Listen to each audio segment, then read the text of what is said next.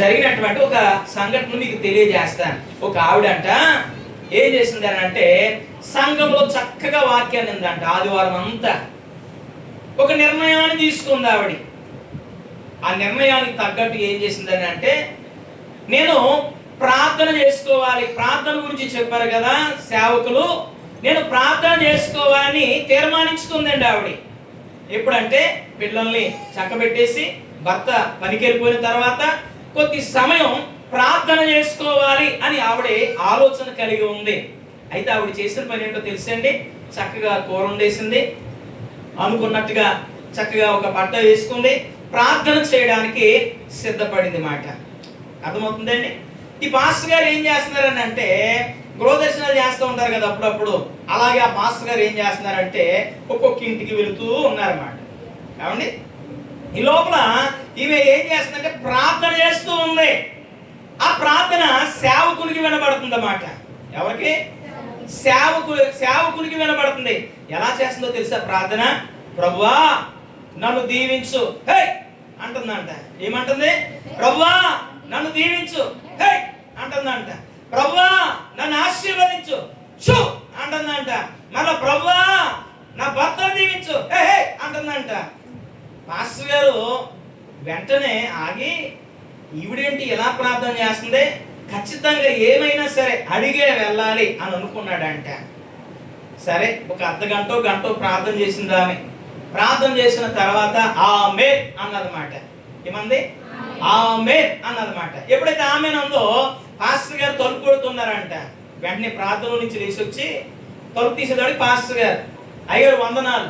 వందనాలమ్మా, కూర్చోండి అయ్యారు, మంచినీళ్ళు చేస్తానంటే. నాకు మంచినీళ్ళు ఏమొద్దు, కూర్చొని, కానీ నాకు ఒక విషయం చెప్పమ్మా, ప్రార్థన చేస్తున్నావు కదా, ప్రభువా నన్ను దీవించాను హే అన్నాం, ప్రభువా నా భర్తను దీవించు అన్నాం హే షో అన్నాం. ఏంటమ్మా అలా చేస్తున్నా ప్రార్థన అని అంటే, అప్పుడు ఆమె అన్నదంట మనకులాగానే, పాస్టర్ గారు ఏమనుకోకండి,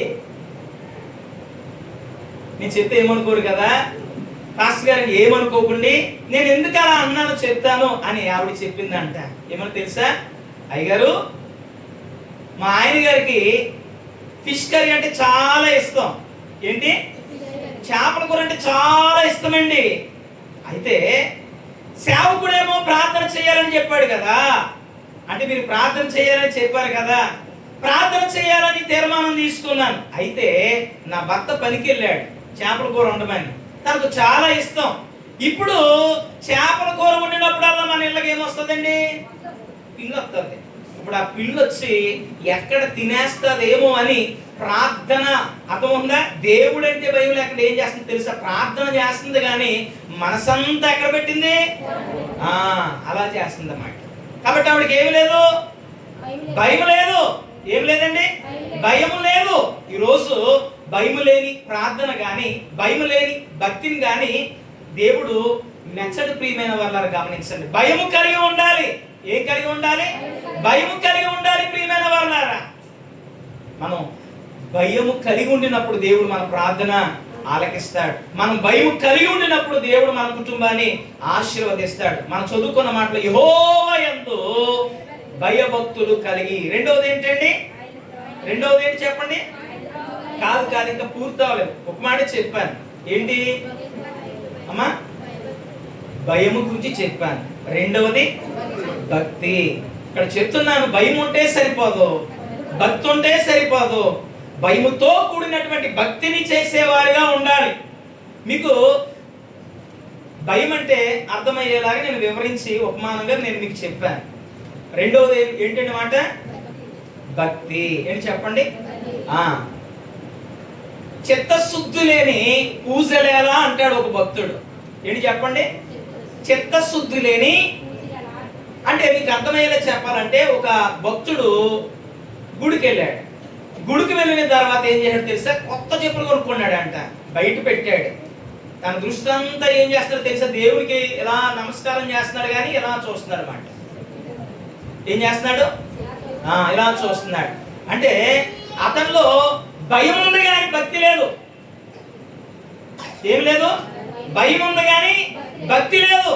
ఈ రాత్రి ప్రియమైన వాళ్ళ నిజంగా నా కుటుంబం ఆశీర్వదింపబడాలి అని నువ్వు కోరుకున్నట్లయితే యెహోవా యందు భయభక్తులు కలిగి ఉండాలి. ఎవరు? అమ్మ నువ్వు ఉంటే సరిపోదా? నాన్నగారు మీరు ఉంటే సరిపోతుందా? పిల్లలు ఉంటే సరిపోతుందా? ఒక్కళ్ళు ఉంటే సరిపోతారా? ఇద్దరు ఉంటే సరిపోతారా? లేదు. కుటుంబంలో ఉన్న ప్రతి ఒక్కరు కూడా యెహోవా యందు భయభక్తులు కలిగి ఉండాలి. దేవునికి స్తోత్రం కలుగును గాక. కాబట్టి మన కుటుంబాలు ఆశీర్వదింపబడాలని అంటే యెహోవా యందు భయభక్తులు కలిగి ఉండాలి. మొదటిగా ఏం కలిగి ఉండాలండి? భయముతో కూడినటువంటి భక్తిని చేసేవారిగా ఉండాలి. ప్రియమైన వారలారా, ఏం చేయాలి చెప్పండి? భయముతో కూడినటువంటి భక్తిని చేస్తే మన కుటుంబాలు దీవించబడతాయి, ఆశీర్వదించబడతాయి. రెండవదిగా మనం ఆశీర్వదింపబడిన క్రైస్తవ కుటుంబాలుగా ఉండాలంటే మన కుటుంబం చేయవలసింది రెండో మాట అక్కడ రాయబడి ఉంది. ఆ 128వ కీర్తనలో చూడండి, రెండో మాట, ఆయన త్రోవల యందు నడుచు వారందరూ ధన్యులు. రెండవ మాట, మొదటిగా నువ్వు దీవించబడాలని అంటే యెహోవా యందు భయభక్తులు కలిగి ఉండాలి. రెండవదిగా నువ్వు దీవించబడాలని అంటే ఆయన త్రోవల యందు నడిచే వారిగా ఉండాలి. ఇలా చూడండి, త్రోవ అంటే మార్గం. మనకి ఎన్ని మార్గాలు ఉన్నాయి అక్క? మనకి ఎన్ని మార్గాలు ఉన్నాయి? చదువుకుంటున్నాం కదా, చదువుకునే వారికి తెలుస్తుంది. ఎన్ని మార్గాలు మనకి చెప్పండి? 4 ఉంటాయి. రోడ్డు మార్గం, వాయు మార్గం, జల మార్గం, రైలు మార్గం. మర్చిపోయారా? ఎన్ని రకాలు? 4 రకాలు. వాటి గురించి నేను చెప్తా లేదు ఇప్పుడు, అర్థమవుతుందండి? ఆయన త్రోవల్లో నడుచు వారందరూ ధన్యులు. ఆయన త్రోవల్లో నడిచేవారిగా ఉండాలి. త్రోవల్లో నడవడం అంటే ఇలా చూడండి, ఇప్పుడు ఎలాగైతే 4 మార్గాలు చెప్పానో అలాగే ప్రతి కుటుంబంలో కూడా ఎలా చూడండి 3 మార్గాలు ఉంటాయండి. ఎన్ని మార్గాలు చెప్పండి? ఎన్ని మార్గాలు ఉంటాయి? నా కుటుంబమే కాదు, మీ కుటుంబమే కాదు, ఎవరి కుటుంబమైనా 3 మార్గాలు ఉంటాయి. మొదటి మార్గం ఏంటో తెలుసండి? కుటుంబ యజమానుడైనటువంటి తండ్రి ఎన్నుకునే మార్గం. ఎవరు? తండ్రి ఎన్నుకునే మార్గం. తండ్రి తనకి ఇష్టమైన మార్గంలో నడుస్తూ ఉంటాడు. రెండవ మార్గం ఎవరిది? కుటుంబ యజమానురాలిది. అంటే ఎవరిది? భార్యది. ఎవరిది? భార్యది. ఇప్పుడు వీళ్ళిద్దరిని చూస్తారు కదా, నాన్న ఎలా మాట్లాడుతున్నాడు, అమ్మ ఎలా మాట్లాడుతుందో, ఏంటైనా ఎలా మిసులుతున్నారు, ఇవి చూస్తారు కదా. ఇదన్నీ చూసి పిల్లలు ఏం చేస్తారంటే 3వ మార్గాన్ని ఎంచుకుంటారు. గమనించండి, మన కుటుంబంలో ఎన్ని ఆరాధనలు జరుగుతున్నాయి. నువ్వు ఇక్కడ ఉన్నావు, సరే మంచిది. నీ బిడ్డేడి, నీ భర్త ఏడి, తండ్రి నువ్వు ఇక్కడ ఉన్నావు, భార్య ఏది, బిడ్డేది. ఒకళ్ళేమో దేవుణ్ణి ఆరాధిస్తున్నారు ఇక్కడ ఉండి మీరు, ఇంకొకరు ఎక్కడ ఉన్నారు? లోకాన్ని ఆరాధిస్తున్నారా? మరొకరు ఎక్కడ ఉన్నారు? ఆ ఊరి చివరి ఉండేది విన్నాలో ఊరి మధ్యకి వచ్చేసినాయి, అక్కడ ఆరాధిస్తున్నారా? ఒక కుటుంబంలో ఎన్ని ఆరాధనలు జరుగుతున్నాయి? ఒక్క ఆరాధన, 3 ఆరాధనలా? గమనించండి, అర్థమవుతుందని నేను అనుకుంటున్నాను. కుటుంబం అంతా కూడా ఆయన త్రోవల్లో నడిచేవారిగా ఉండాలి. అంటే కుటుంబంలో ఒకటే ఆరాధన ఉండాలి. అంటే భార్య, భర్త, బిడ్డలు కూడా ఎవరిని ఆరాధించాలంటే దేవుణ్ణి ఆరాధించగలిగే వారిగా ఉండాలి. దేవునికి స్తోత్రం కలుగును గాక. ఒకే మార్గంలో నడవాలి. దేవుడు అన్నాడు, నేనే మార్గము అన్నాడు. ఆయన మార్గంలో నడిచే కుటుంబం ఏదైనా సరే ఆశీర్వదింపబడతాది. దేవునికి స్తోత్రం కలుగును గాక. కాబట్టి ఒక ఇల్లు నిలబడాలంటే ఎన్ని స్తంభాలు కావాలి? ఎన్ని స్తంభాలు చెప్పండి అమ్మా గట్టిగా. ఎన్ని స్తంభాలు కావాలి చెప్పండి, చూపించండి. ఎన్ని స్తంభాలు చేతితో చూపించండి. ఎన్ని? 4 స్తంభాలు. 3 ఉంటే నిలబడిపోద్దా? 2, 1. ఇలా చూడండి, ఒక కుటుంబం ఒక గృహం నిలబడాలంటే 4 స్తంభాలు అవసరం కదా. అలాగే ఒక కుటుంబం చక్కగా నిలబడాలని అంటే తండ్రిగా ఒక స్తంభం, తల్లిగా ఒక స్తంభం, అర్థమవుతుందా, బిడ్డలుగా ఒక స్తంభంగా ఉంటే ఎప్పుడైతే ఒకే త్రోవలో నడిచే వారిగా ఉంటారో 4వ స్తంభంగా దేవుడు ఆ కుటుంబాన్ని కడతాడు, నిలవబెడతాడు, దేవుడు ఆశీర్వదిస్తాడు. దేవునికి స్తోత్రం కలుగును గాక. మరి నీ కుటుంబం అంతా కూడా మందిరంలో ఉన్నారా? నీ కుటుంబంలో ఒకే ఆరాధన జరుగుతుందా? లోకాన్ని ఆరాధిస్తున్నారా? ఒకరేమో దేవుణ్ణి ఆరాధిస్తూ, ఒకరేమో గమనించండి దేన్ని వ్యసనాన్ని ఒకవేళ ఆరాధించే వారిగా ఉంటున్నారేమో. అలా ఉంటే మన కుటుంబాలు దీవించబడవు. గమనించండి, ఒకే ఆరాధన జరగాలి. మన కుటుంబం, మనం అందరం కూడా ఆయనను ఆరాధించగలిగే వారిగా ఉండాలి. జరగాలి. దేవునికి స్తోత్రం కలుగును గాక. కాబట్టి మీ కుటుంబంలో ఒకే ఆరాధన జరుగుతుందా? ఒకే మార్గంలో నడుస్తున్నారా? గమనించండి.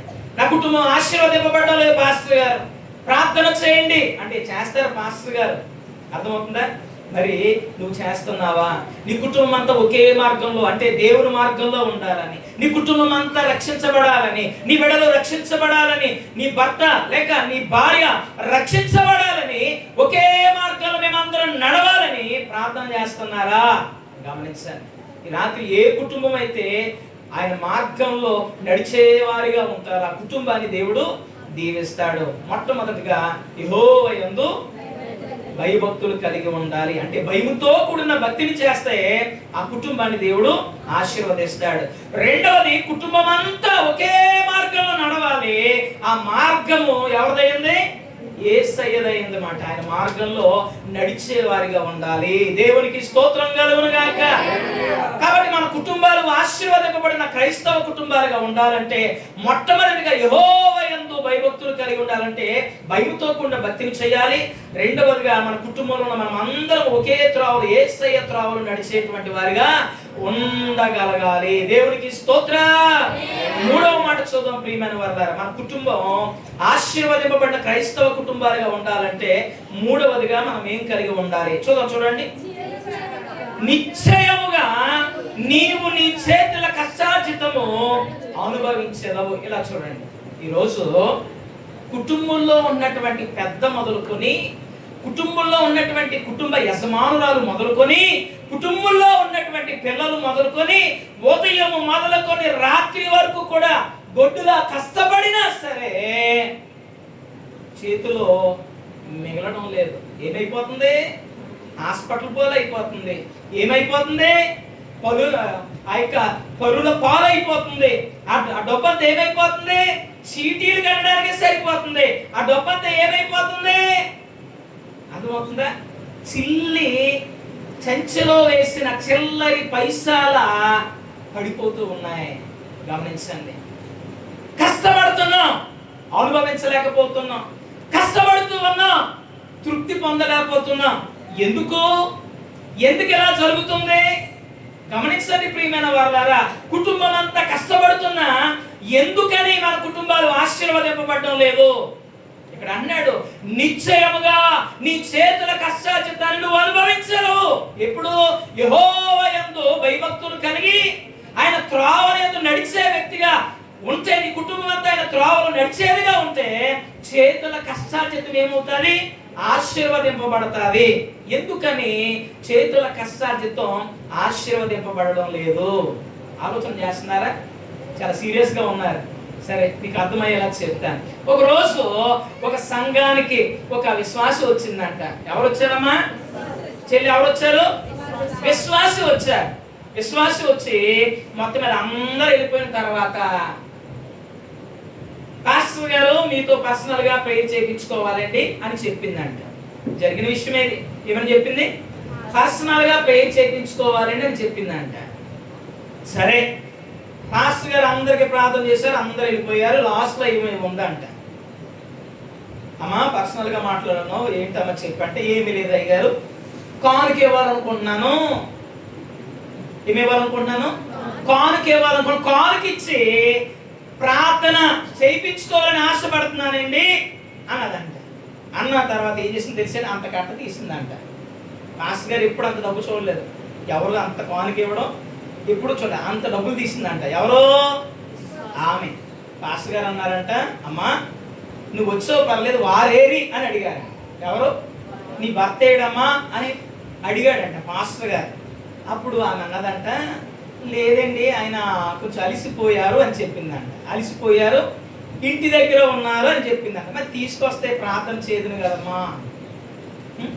సరే, ఇంతకీ మీ వారు ఏ పని చేస్తారమ్మా అంటే, పాస్టర్ గారు అది ఎందుకు కానీ ప్రార్థన చేయండి. ఏమంటుంది? ప్రార్థన చేయండి అని అంటుందన్నమాట. ఈ పాస్టర్ గారు మరలా రెట్టించి అడిగాడంట, అమ్మా చెప్తే ప్రార్థన చేస్తాను కదమ్మా. మరలా మొదలెట్టింది మనకులాగానే, మీరు ఏమనుకోకపోతే చెప్తానండి పాస్టర్ గారు. చిన్నయ్య గారు ఏమనుకోకపోతే చెప్తానండి. పెద్దయ్య గారు ఏమనుకోకపోతే అంటాం కదా మనం. విశ్వాసం అంటారా? మా ఊరు కూడా అలాగే అంటారు. అర్థం ఏదైనా మొక్క మాట వచ్చినప్పుడు ఏమనుకోకుండా పాస్టర్ గారు, ఏమనుకోకపోతే మాట చెప్తానండి, ఏమనుకోకపోతే చెప్తానండి, ఈ ఆదివారం రానండి ఇలాగలగాని ఏం చేస్తామంటే చెప్తూ ఉంటాం కదా. ఆవిడ కూడా ఏం చెప్తుందో తెలుసా? ఏమి అనుకోకపోతే చెప్తానండి అని. నేనేమనుకుంటానమ్మా చెప్పమ్మా అనేటప్పటికి పాస్టర్ మరి ఏమనుకోరు కదా అంటే, నేనేమనుకోని చెప్పామని అంటే, మరి మరి మరి మా ఆయన నైట్ డ్యూటీ చేస్తాడండి అని చెప్పింది. ఏ డ్యూటీ అంట చెప్పాలి. ఏ డ్యూటీ అంట? ఏ నైట్ డ్యూటీ అంటే ఇళ్లకు కన్నాలేస్తాడని అని చెప్పింది. ఏమని చెప్పింది? ఇళ్లకు అంటే ఏం చేస్తున్నాడు? దొంగతాను. ఇప్పుడు ఈ డబ్బు ఎక్కడది? ఇప్పుడు ఏమేమి ప్రార్థన చేయాలి పాస్టర్ గారు చెప్పండి? ఏమైనా ప్రార్థన చేయాలి? ప్రభువా అతడు చేస్తున్న పని దీవించు, అంతే కదా. పాస్టర్ గారు ఏ ప్రార్థన చేయాలా? పాస్టర్ గారు అన్నట్టు వెంటనే నీకు వందనాలమ్మా, నీకు వందనాలు, ఈ డబ్బు మాకు వదిలిపెట్టిపో, నువ్వే ఉంచుకో, మొదట మారండి, బుద్ధి తెచ్చుకోండి. ఈ డబ్బు నేను తీసుకున్నా నాకు నష్టమే, ఆశీర్వాదం ఉండదు. ఎలా వచ్చింది అలాగే పోతుంది. సక్రమంగా సంపాదించండి, కష్టపడి సంపాదించండి అని ఆ దైవజనుడు చెప్పాడండి. ప్రియమైన వారు ఎలా చూడండి, మన చేతుల కష్టార్జితం ఎప్పుడు ఆశీర్వదింపబడుతుందో తెలుసా? గమనించండి. మనము కష్టపడి సంపాదించే ప్రతి పైసా కూడా గమనించండి తృప్తిగా అనుభవించగలుగుతాం. దేవునికి స్తోత్రం కలుగును గాక. మనం క్రమముగా సంపాదించేది, న్యాయంగా సంపాదించే ప్రతి పైసా నీవు నీ కుటుంబం అంతా అనుభవించగలిగే వారిగా ఉంటారు. గమనించండి. అయ్యో చాలా కష్టపడుతున్నాను, రూపాయలు ఇవ్వడం లేదండి. ఒకసారి ఆలోచన చేసుకోండి, నేను క్రమముగానే సంపాదిస్తున్నాను, ఎక్కడ అన్యాయంగా సంపాదిస్తున్నానా? గమనించండి. యెహోవా యందు భయభక్తులు కలిగి ఉండి ఆయన త్రోవలో నడిచే వ్యక్తిగా ఉండి నీవు సంపాదించేటువంటి సంపాదన పైన దేవుని హస్తము కనుక ఉంటే, నువ్వు సంపాదించేది 10 రూపాయలైనా, నువ్వు సంపాదించేది 100 రూపాయలైనా, 500 1000 రూపాయలైనా నీవు నీ కుటుంబం అంతా తృప్తిగా అనుభవించగలిగేటువంటి వారిగా ఉంటారు. దేవునికి స్తోత్రం కలుగును గాక. కాబట్టి మనం సంపాదించే సంపాదన మీద ఎవరు హస్తం ఉండాలి? చెప్పండి, ఎవరు హస్తం ఉండాలి? దేవుని హస్తము ఉండాలి. అంటే మనం ఎలా సంపాదించాలి? కష్టపడి సంపాదించాలి, న్యాయంగా సంపాదించాలి. అప్పుడు మన కుటుంబం ఆశీర్వదింపబడిన క్రైస్తవ కుటుంబంగా ఉంటుంది. దేవునికి స్తోత్రం కలుగును గాక. 3 విషయాలు చెప్పాను. ఆశీర్వదింపబడిన క్రైస్తవ కుటుంబాలుగా ఉండాలంటే మొట్టమొదటిది యెహోవా యందు అంటే భయముతో కూడిన భక్తిని చేసేవారిగా ఉండాలి. రెండవ మాట ఎలా ఉండాలి? ఎలా ఉండాలి? ఆయన త్రోవలో నడుచు వారిగా ఉండాలి. ఎలా ఉండాలి? ఎవరు ఒకరు నడిస్తే సరిపోతా? అమ్మ నువ్వు నడిస్తే సరిపోతుందా? అయ్యా మీరు నడిస్తే సరిపోతుందా? లేదు. నీవు, నీ భర్త లేక నీ భార్య, నీ బిడ్డలు అందరూ ఆయన త్రోవల్లో నడవాలి. మూడవదిగా ఏం చేయాలి? కష్టపడి సంపాదిస్తే తృప్తిగా అనుభవించగలుగుతావు. దేవునికి స్తోత్రం కలుగును గాక. మనం సంపాదించేటువంటి సంపాదన క్రమమైనటువంటి విధంగా సంపాదించాలి. గమనించండి, నేటి దినాలు ఎక్కడ చూసినా ఏం పెరిగిపోతుంది? అన్యాయం, అక్రమం. అర్థమవుతుందా? గమనించండి ప్రియమైన వారలారా, అది ఎలా వచ్చింది అలాగనే పోతుంది. ఎలా వచ్చింది అలాగనే పోతుంది. ఇంకో మాట చెప్పనండి, దేవుడు గనుక దీవిస్తే ఆ దీవెన ఎవ్వరు మన దగ్గర నుంచి దొంగిలించలేరు. అర్థమవుతుందా? అది అలాగే నిలిచి ఉంటుంది దేవుడు కనుక మనం దీవిస్తే. అదే మనం సొంత ప్రయత్నాలు చేసి మనం దీవించబడిపోవాలనుకోండి, ఎలా వచ్చింది అలాగే పోతుంది. కాబట్టి దేవుడు కనుక ఒక వ్యక్తిని దీవిస్తే ఆ ఆశీర్వాదాన్ని, ఆ దీవెనను ఆ వ్యక్తి దగ్గర నుండి ఎవ్వరు కూడా దొంగిలించలేరు, తీసివేసి కొన్ని పోయేవారిగా ఉన్నారు. గమనించండి, 3 విషయాలు చూసాం. కుటుంబం అంతా భయభక్తులు కలిగి ఉండాలి, కుటుంబం అంతా ఆయన త్రోవలు నడవాలి, కుటుంబంలో కష్టపడుతున్న వాళ్ళంతా ఏం చేయాలి? కష్టపడి సంపాదించగలిగేటువంటి వారిగా ఉండగలగాలి. ఆయన చేతి క్రింద. రైట్, సరిపోయింది. మొదటి పాయింట్ అయిపోయింది. ఇంకా ఏ పాయింట్ మిగిలి ఉంది? కుటుంబంలో ఉన్నటువంటి భర్త ఎలా ఉండాలి, భార్య ఎలా ఉండాలి, బిడ్డలు ఎలా ఉండాలో చూద్దాం. ఇప్పుడు చూడండి 128వ కీర్తన, 128వ కీర్తన నా 3వ చరణాన్ని చూడండి. నీ లోగిట నీ భార్య ఫలించు ద్రాక్షావళి వలె ఉండును. ఇలా చూడండి, నీ లోగిట నీ భార్య ఫలించు ద్రాక్షావళి వలె ఉండును. ఇలా చూడండి, ఇలా చూడండి.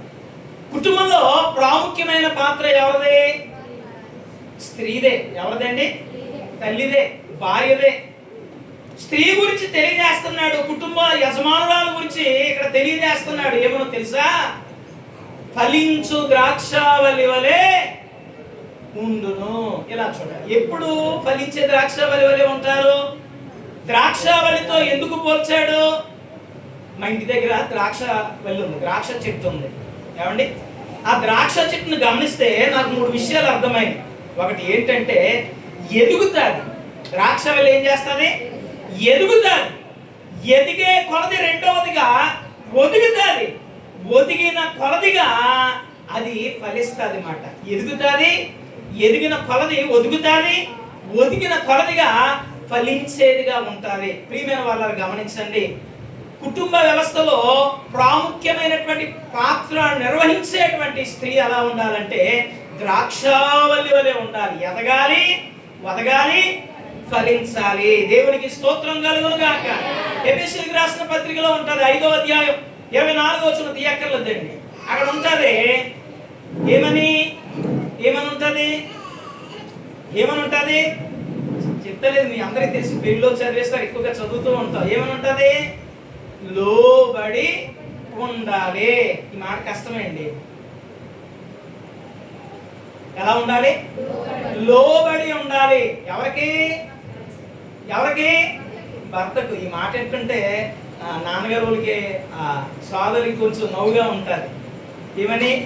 అవును, అసలు బాగానే చెప్తున్నారు. ఏమని? లోబడి ఉండాలని బాగానే చెప్తున్నారు అన్నట్టుగా కొంచెం నవ్వు కనిపిస్తుంటారు వారి మొక్కల్లో. నిజమే, దేవుని వాక్యం ఏం సెలవిస్తుందంటే భర్తకు భార్య లోబడి ఉండాలి. ఇలా చూడండి, నీ కుటుంబం దీవించబడాలని నువ్వు ఎలా ఉండాలి తెలుసా? నీ భర్తకు లోబడి ఉండాలి. ఎలా ఉండాలి చెప్పండి? లోబడి ఉండాలి. ప్రియమైన వారు గమనించండి, లోబడి ఉండాలి. నీ భర్త ఒకవేళ జ్ఞానం లేనివాడే కావచ్చు, తెలివి లేనివాడే కావచ్చు, చదువు లేనివాడే కావచ్చు, అందం లేనివాడే కావచ్చు, ఏ పరిస్థితి కలిగి ఉన్నా నీకు భర్త, ఆయన భర్త కనుక నువ్వేం చేయాలి? లోబడి ఉండాలి. అంటే ఏం చేయకూడదు? పెత్తనం చేయకూడదు. ఏం చేయకూడదు? పెత్తనం చేయకూడదు. పెత్తనం చేసే వ్యక్తిగా ఉంటే నీ కుటుంబం దీవించబడదు. భర్త ఒకవేళ సరైన మార్గంలో నడవకపోతే భర్తకు చక్కగా చెప్పుకుని మంచి మార్గంలో నడిపించుకునే విధానం పర్లేదు. కానీ భర్తకు లోబడకుండా భర్తను లోబరుచుకునే విధానంలో ఉండకూడదు. అంటే భర్తకు గమనించండి, లోబడేటువంటి స్త్రీగా ఉంటే ఆ కుటుంబాన్ని దేవుడు ఏం చేస్తాడో తెలుసా? దీవిస్తాడు. దేవునికి స్తోత్రం కలుగును గాక. కుటుంబ వ్యవస్థలో ప్రాముఖ్యమైన పాత్ర ఎవరిదంటే స్త్రీదే. అమ్మా, ఒక తల్లి ఎలా ఉండాలో తెలుసా?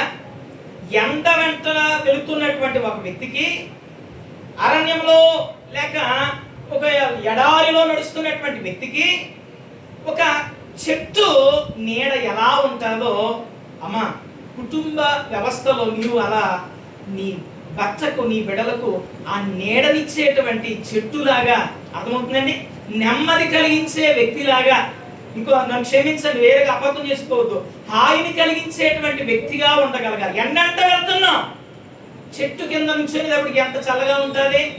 అలాగా గమనించండి, కుటుంబ వ్యవస్థలో ప్రాముఖ్యమైనటువంటి పాత్ర ఎవరిదంటే స్త్రీది కనుక స్త్రీ ఎలా ఉండాలంటే, భార్య ఎలా ఉండాలంటే, కుటుంబ యజమానురాలు ఎలా ఉండాలి అని అంటే గమనించండి, నీ భర్తను అర్థం చేసుకునే వ్యక్తిగా ఉండాలి. చాలా మంది ఏం చేస్తారు తెలుసా? వెళ్ళావా, నాకు తెలుసు నువ్వు వెళ్ళిన పని అవదని ఏమంటాం? నువ్వు వెళ్ళాక నాకు తెలుసు, ముందరే అవదని నాకు తెలుసు అని ఏం చేస్తారంటే మాట్లాడుతూ ఉంటాం. గమనించండి ప్రియమైన వాళ్ళ, ఉదయం మొదలుకొని సాయంత్రం వరకు కష్టపడి ఇంటికి వచ్చినప్పుడు ఏం చేయాలి? ఆదరించగలగాలి. ఏం చేయాలి? ఆదరించగలగాలి. ఎవరిని? నీ భర్తను నువ్వే ఆదరించకపోతే, నీవే అర్థం చేసుకోకపోతే ఎవరు అర్థం చేసుకుంటారు? ఎవరు ఆదరిస్తారు? ప్రియమైన వారు గమనించండి. కాబట్టి కుటుంబ వ్యవస్థలో ప్రాముఖ్యమైన ఆ యొక్క పాత్ర ఎవరిదంటే స్త్రీది, తల్లిది. కనుక ఏం చేయాలంటే ఆ పాత్రను నిర్వర్తించేటువంటి వారిగా ఉండగలగాలి. దేవునికి స్తోత్రం కలుగును గాక. నీ కుటుంబంలో ఎన్ని సమస్యలు ఉన్నాయి? నీ కుటుంబ పరిస్థితి బాగోలే, ఆర్థిక పరంగా ఇబ్బంది పడుతున్నారు, బిడ్డలకు ఉద్యోగాలు లేవు, బిడ్డలకు వివాహాలు కావడం లేదు, భర్త చేస్తున్నటువంటి పనిలో దీవెన లేదు, ఇవన్నీ చూస్తున్నా నీవేం చేయాలి? చక్కగా వీళ్ళందరూ బయటికి వెళ్ళిపోయాక టీవీ రిమోట్ ఆన్ చేసుకుని అవి చూస్తా ఉంటే సరిపోతుందా? ఏం చేయాలి? ప్రార్థన చేయాలి. ప్రభువా, నా బిడ్డ చదువుకుంటాకి వెళ్ళాడు, ఎగ్జామ్కి వెళ్ళాడు, ఇంటర్వ్యూకి వెళ్ళాడు, ఆ చదువులో తోడుగా ఉండండి, ఎగ్జామ్లో తోడుగా ఉండండి. ఒక ఉద్యోగస్తురాలుగా నా బిడ్డ తయారవ్వాలని ఏం చేయాలి? ప్రార్థన చేయాలి. ప్రభువా, నా భర్త పొలంలో విత్తనం వేయడానికి వెళ్ళాడు, దీవించు నాయన, ఆశీర్వదించు నాయన అని ఏం చేయాలి? ప్రార్థించేటువంటి వారిగా ఉండగలగాలి. ప్రియమైన వారు గమనించండి. ఎందుకు తెలుసా? ఏ తల్లి అయితే ప్రార్థిస్తారో ఆ కుటుంబంలో ఉన్న వారందరూ కూడా దీవించబడతారు. దేవునికి స్తోత్రం కలుగును గాక. కాబట్టి కుటుంబ వ్యవస్థలో ప్రాముఖ్యమైన పాత్ర ఎవరిదంటే స్త్రీది. కాబట్టి స్త్రీ ఏం చేయాలి? ప్రార్థించాలి. సమయాన్ని పోనించుకోకుండా, వ్యర్థంగా సమయాన్ని జార విడుచుకోకుండా, కుటుంబంలో ఉన్నటువంటి పరిస్థితులను బట్టి, కుటుంబంలో ఉన్నటువంటి ఇబ్బందులను బట్టి ఏం చేయాలంటే ప్రార్థించాలి మాట. ఏం చేయాలి? ప్రార్థించాలి. గమనించండి. మా ఊరిలో ఏమండి ఒక తల్లి ఉంది. ఆ తల్లి ఏం చేస్తా తెలుసండి? వాళ్ళ ఇంటి వైపు వాళ్ళు వచ్చారనుకోండి, మొత్తానికి పండగే. ఎవరు? ఇటువైపు వచ్చారనుకోండి, భర్త వైపు 40 days లెంట్ డేస్. ఇంకా మీరు చెప్పండి, లెంట్ డేసే. అమ్మా తల్లి గమనించండి, నీవు కుటుంబంలో ఉన్నటువంటి నీవు తల్లిగా ప్రాముఖ్యమైన పాత్ర పోషిస్తున్నటువంటి నీవు ఎలా ఉండాలని అంటే చక్కగా ఇరు కుటుంబాన్ని కూడా సమానంగా చూసే వ్యక్తిగా ఉండగలగాలి. అప్పుడు ఆ కుటుంబంలో సమస్యలు రావు. ఏమి రావు? సమస్యలు రావు. గమనించండి, ఏం జరిగిందో తెలుసా? మొత్తం మీద ఇంటికి మామయ్య గారు వచ్చారు. అంటే ఎవరు? భర్త తండ్రి గారు వచ్చారు. అంతే, తలపెట్టేసుకుంది. ఇవి ఏంటి? తలపెట్టేసుకుంది. ఏమమ్మా ఇలాగున్నావేంటి? తలపోటు వచ్చేస్తుంది.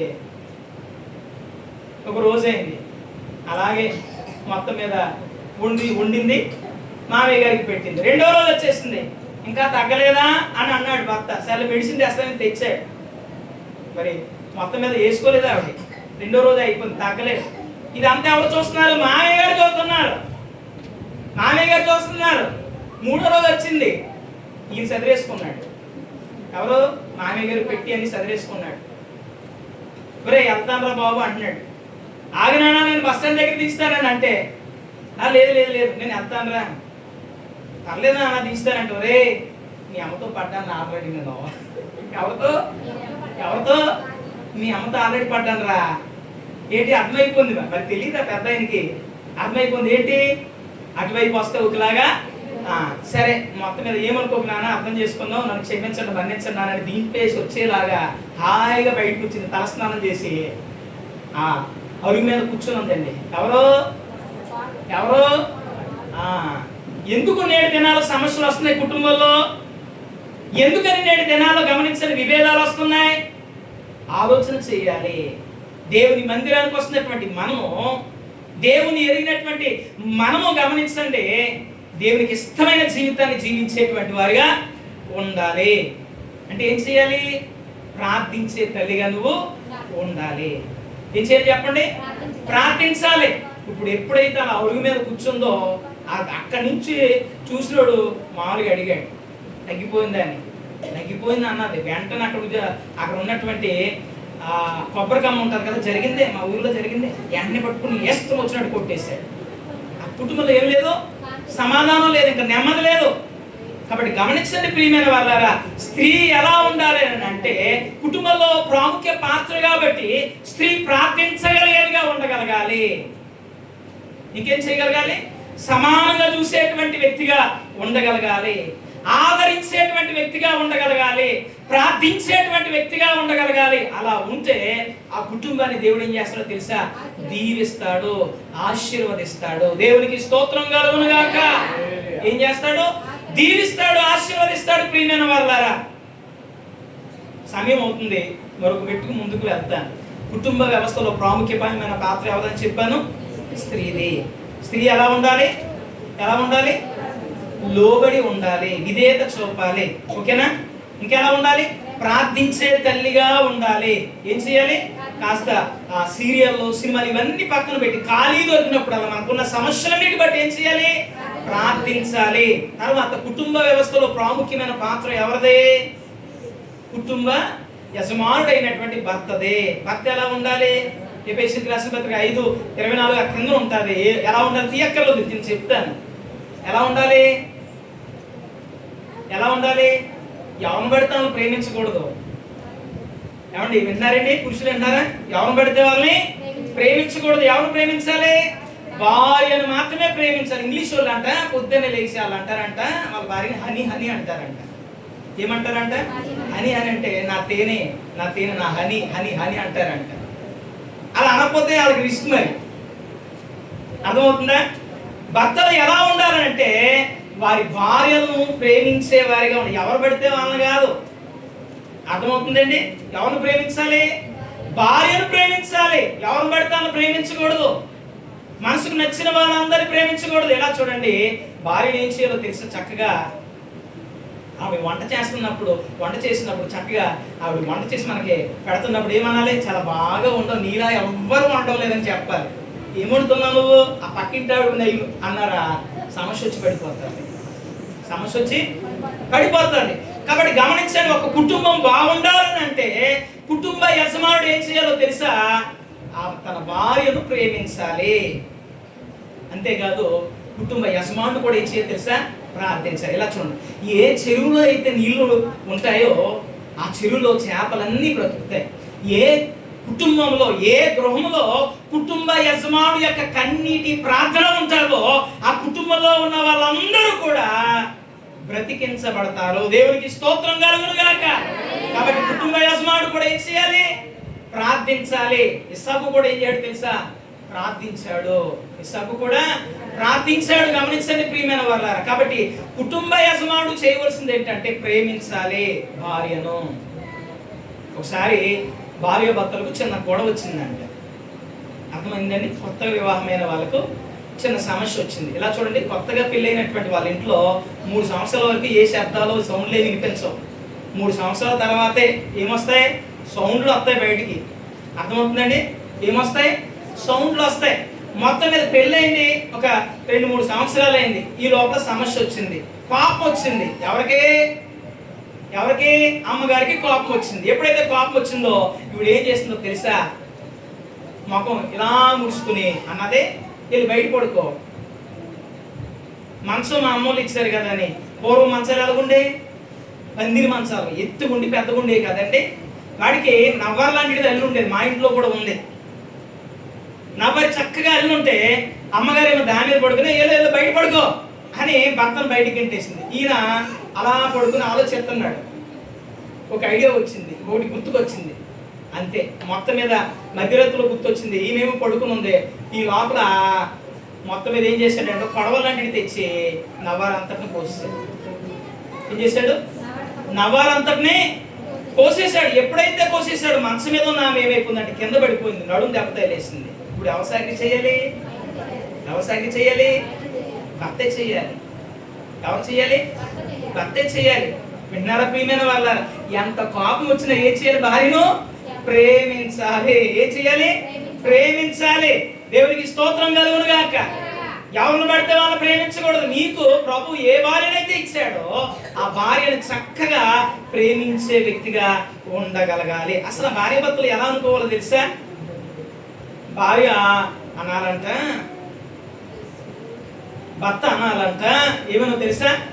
ఇదిగో భర్త అనాలంట, ఏమో నాకే కనుక చెయ్యాడితే బంగారంతో అల్లినటువంటి చీర నీకు అసలు మొత్తం మీద అల్లిచ్చి ఇచ్చేద్దాను అనాలంట. ఏమనాలంట? నాకే కనుక చెయ్యాడితే డబ్బు బాగా ఉంటే బంగారం తల్లి చీర నీకు చేపించి ఇచ్చేస్తా అన్నట్టుగా అనాలంట. భార్య అనాలంట, ఆ బంగారం ఇంతకు కానీ నల్ల బంగారం ఎవరు ఆ బంగారం కంటే నల్ల బంగారంగా ఉన్న తెల్ల బంగారంగా ఉన్న ఆ బంగారంగా ఉన్న నువ్వే నాకు చాలు, ఆ బంగారం వద్దు అనాలంట. అప్పుడు ఆ కుటుంబం లేరావు. మీకు అర్థమవలే కదా? అర్థమవలే కదా? భర్త ఏమనాలంట? చెయ్యాడితే బంగారంతో చీర మొత్తం మీద అల్లేసి తీసుకొచ్చి నీకు ఇస్తానన్నాలంట భర్త. భార్య అనాలంట, భార్య ఏమనాలంట? ఆ బంగారం వద్దు కానీ బంగారం కంటే మంచి బంగారం, తెల్ల బంగారం, ఒకవేళ నల్లగుంటే నల్ల బంగారం నువ్వు ఉండగా బంగారం ఎందుకని అనాలంట. అప్పుడు కుటుంబాలు ఏమి రావు, సమస్యలు రావు. కాబట్టి కుటుంబ వ్యవస్థలో ప్రాముఖ్యమైన పాత్ర ఎవరిదంటే కుటుంబ యజమానుడిది. కాబట్టి కుటుంబ యజమానుడు ఏం చేయాలి? తన భార్యను ప్రేమించాలి. ఇంకేం చేయాలి? ఇంకేం చేయాలి? ప్రార్థించే వ్యక్తిగా ఉండాలి. దేవునికి స్తోత్రం కలుగును గాక. ఆఖరు మాట నేను చెప్పి ముగిస్తాను.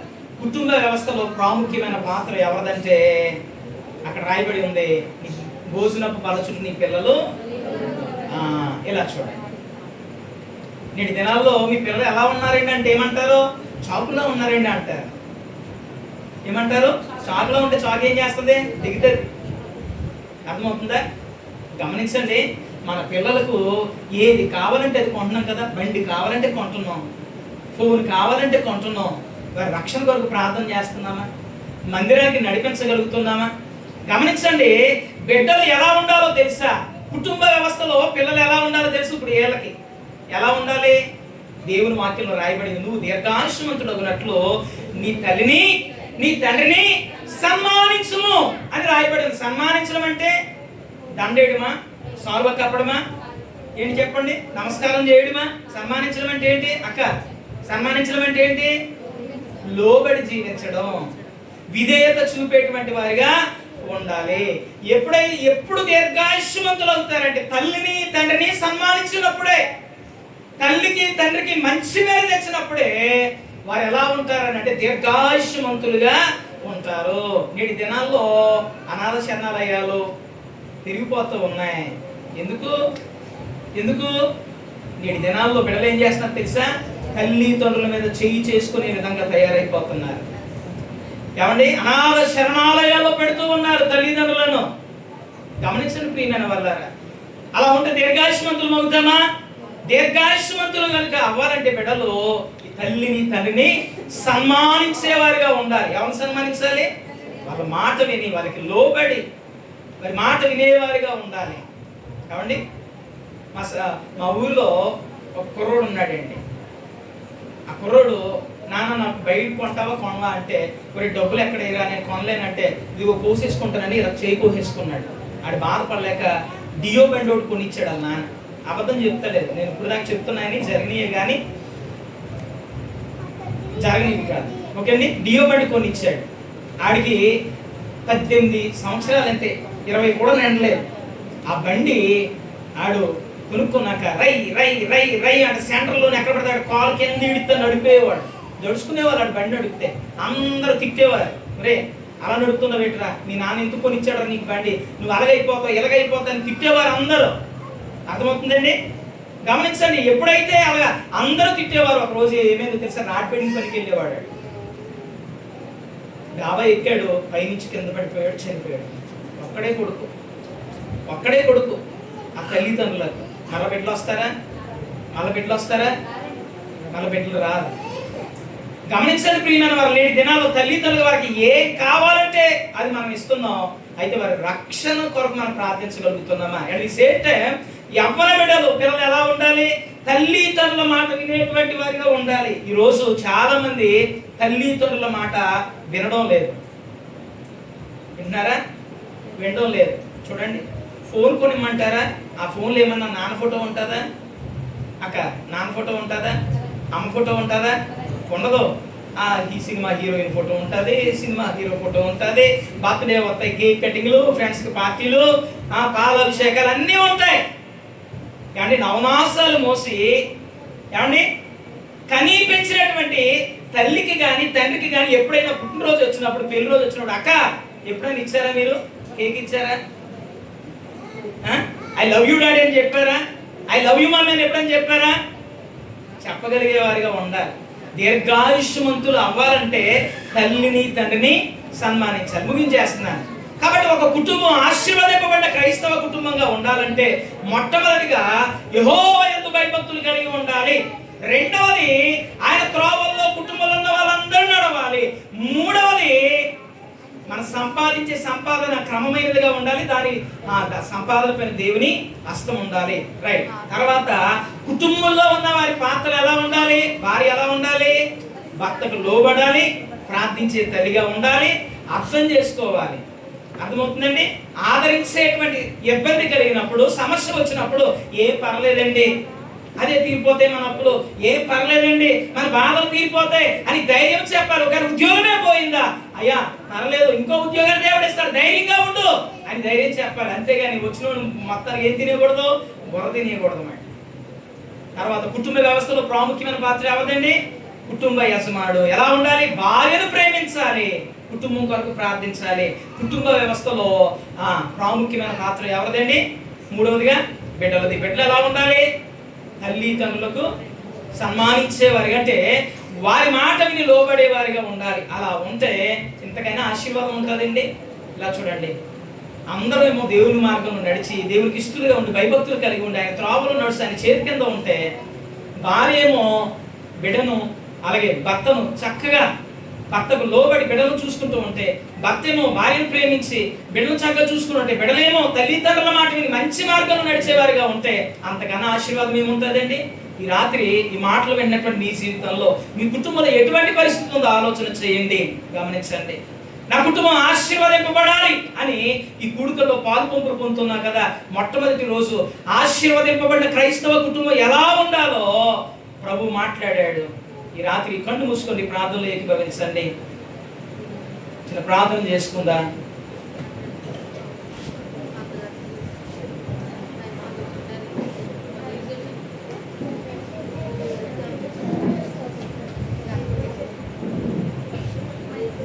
ప్రార్థన చేసుకుందా. ప్రభువా, ఈ రాత్రి అవును నాతో మాట్లాడు. నా కుటుంబం క్రైస్తవ కుటుంబంగానే పిలువబడుతుంది. నిజమైన ఆశీర్వాదం పొందుకున్న క్రైస్తవ కుటుంబంగా పిలువబడడం లేదు. ప్రభువా, మా కుటుంబం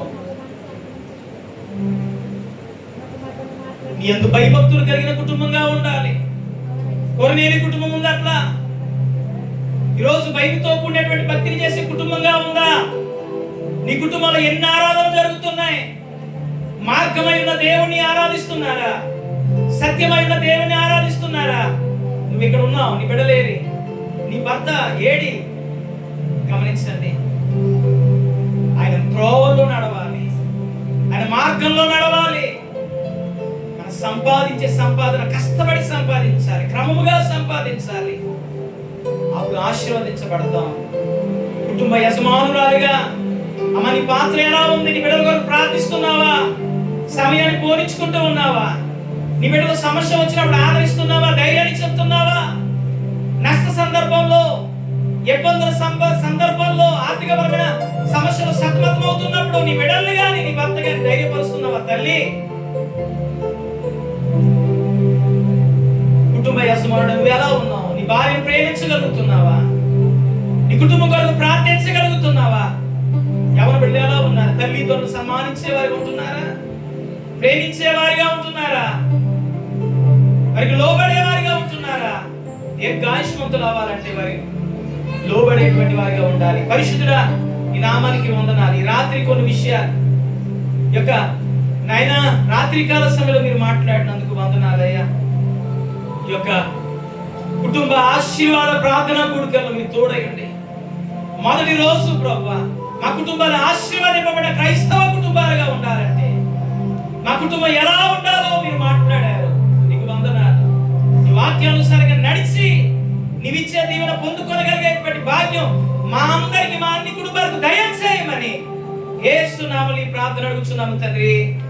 ఆమేన్.